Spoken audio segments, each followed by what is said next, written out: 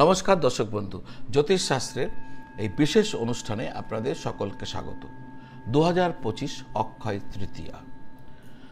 2025 এই বছর অক্ষয় তৃতীয়া কবে পালিত হবে, এই অক্ষয় তৃতীয়াকে কেন্দ্র করে কি মাহাত্ম্য রয়েছে, কি করবেন কি করবেন না, কোন উপায় করলে কোন বাধাকে দূর করতে পারবেন, এই সমস্ত কিছু আমি আজ আপনাদের সামনে সংক্ষিপ্তভাবে উপস্থাপিত করতে চলেছি।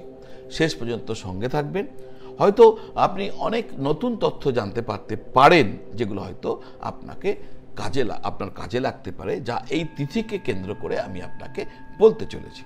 তো আসা যাক মূল আলোচনায়। কিন্তু তার আগে আপনারা আপনাদের কুণ্ডলী যারা আমাকে দেখাতে চাইছেন, জন্মপত্রিকা নিয়ে আলোচনা করতে চাইছেন, বিভিন্ন জ্যোতিষীয় প্রতিকার প্রতিবিধান বা কোনো আলোচনা আমার সাথে করতে চাইছেন, কুণ্ডলী দেখাতে চাইছেন, এই স্ক্রিনের নিচে যে নাম্বার দেওয়া আছে 9830564500, ওই নাম্বারে ফোন করে আপনি আপনার আগ্রহ প্রকাশ করলে, হোয়াটসঅ্যাপও করতে পারেন, ফোন করে বা হোয়াটসঅ্যাপ করে আগ্রহ প্রকাশ করলে আমার অফিস থেকে আপনাকে সমস্ত কিছু বুঝিয়ে দেবে ডিটেলস, যে কিভাবে আপনারা আমার সাথে সরাসরি কোনো চেম্বারে এসে অথবা অনলাইন পদ্ধতির মাধ্যমে টেলিফোন কল বা ভিডিও কলের মাধ্যমে আপনারা আমাকে দেখাতে পারবেন এবং আমার জ্যোতিষীয় পরামর্শ আপনারা নিতে পারবেন। তো আসা যাক মূল আলোচনায়। প্রথম কথা হচ্ছে যে অক্ষয় তৃতীয়া 2025 কবে।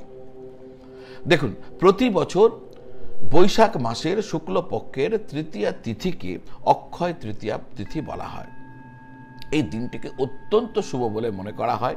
হিন্দু ধর্মে এই দিনটিকে যে কোনো কাজের জন্য, শুভ কাজের জন্য সেরা তিথি বলে মনে করা হয়। যে কোনো কাজের জন্য অত্যন্ত সেরা তিথি, শুভ তিথি, এরকমই মান্যতা। হিন্দু ধর্মে অক্ষয় তৃতীয়ার বিশেষ গুরুত্ব রয়েছে। এই দিনটাকে অবুঝ মুহূর্ত হিসাবে বিবেচনা করা হয়, অর্থাৎ এই দিনে কোনো শুভ কাজ করার জন্য কোনো নির্দিষ্ট শুভ সময়, শুভ ক্ষণ কিছু দেখার কোনো প্রয়োজন নেই।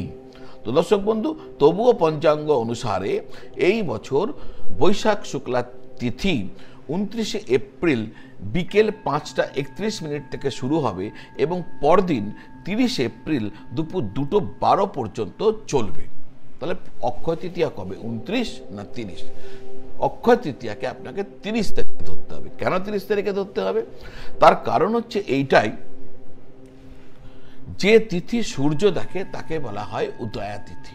তো সেই হিসাবে 30 তারিখ কিন্তু অক্ষয় তৃতীয়া সূর্য দেখতে পাবে।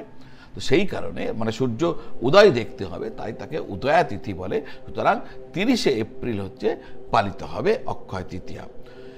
2025 সালের অক্ষয় তৃতীয়ার জন্য শুভ সময় কি হবে?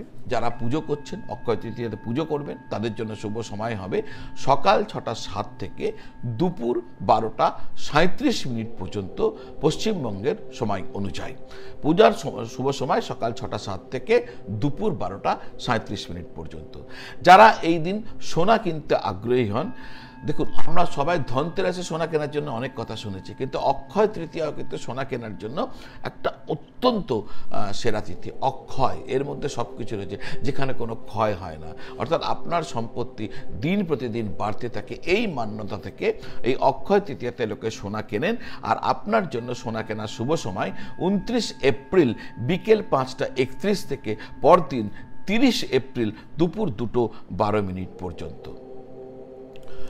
এই যে অক্ষয় তৃতীয়া, একে নিয়ে কিছু পৌরাণিক মান্যতা রয়েছে, আপনারা অনেকেই জানেন। যারা জানেন না তাদের জন্য, অক্ষয় তৃতীয়ার দিন স্বয়ং ভগবান শ্রীকৃষ্ণ ভগবান শ্রীকৃষ্ণ দ্রৌপদীকে অক্ষয় পাত্র দিয়েছিলেন, যার ফলে ওই পাত্রে ভোজন কখনো শেষ হতো না। ভগবান শ্রীকৃষ্ণ দ্রৌপদীকে দিয়েছিলেন এই পাত্র, যে ওখানে কোনোদিন খাবার শেষ হবে না, যার প্রয়োগ পাণ্ডবদের বনবাসের সময় ব্যাপকভাবে করা হয়েছিল এবং প্রয়োজন হয়ে পড়েছিল। তো এই অক্ষয় পাত্র অক্ষয় তৃতীয়ার দিন ভগবান শ্রীকৃষ্ণ দ্রৌপদীকে দিয়েছিলেন। পৌরাণিক কথা অনুযায়ী রাজা ভগীরথের তপস্যায় তুষ্ট হয়ে, খুশি হয়ে মা গঙ্গা স্বর্গ থেকে মর্তে এসেছিলেন এই দিনে। তো এটাও আর একটা বিশেষ মাহাত্ম্য এই তিথি। ভগবান পরশুরামের জন্ম এই তিথিতে হয়েছিল। এই তিথিতে পৌরাণিক মান্যতা অনুযায়ী অন্ন দান করলে পুণ্য লাভ হয়। এই দিনে সোনা কেনা শুভ, আমি আগেই বলে গেছি।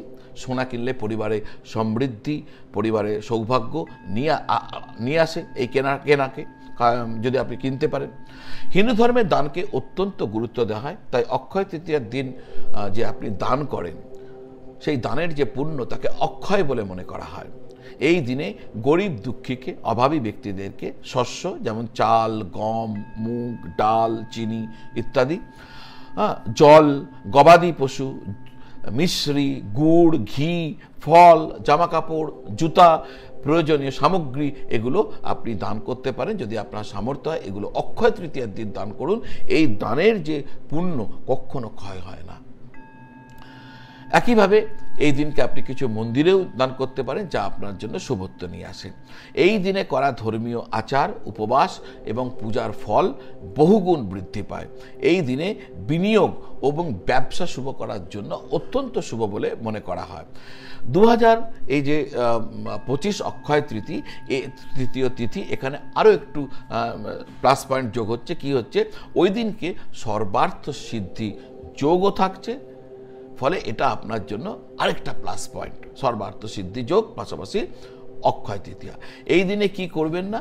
এই দিনে রাগ করবেন না, নেতিবাচক চিন্তা করবেন না, কাউকে অপমান করবেন না, নেশা দ্রব্য সেবন করবেন না, আর অহংকার করে কাউকে দান করবেন না। এগুলো মনে রাখবেন দর্শক বন্ধু। এবার আসা যাক, আমি বলেছিলাম যে এই তিথিকে কেন্দ্র করে কিছু উপায় বলবো যা আপনাদের কাজে লাগবে।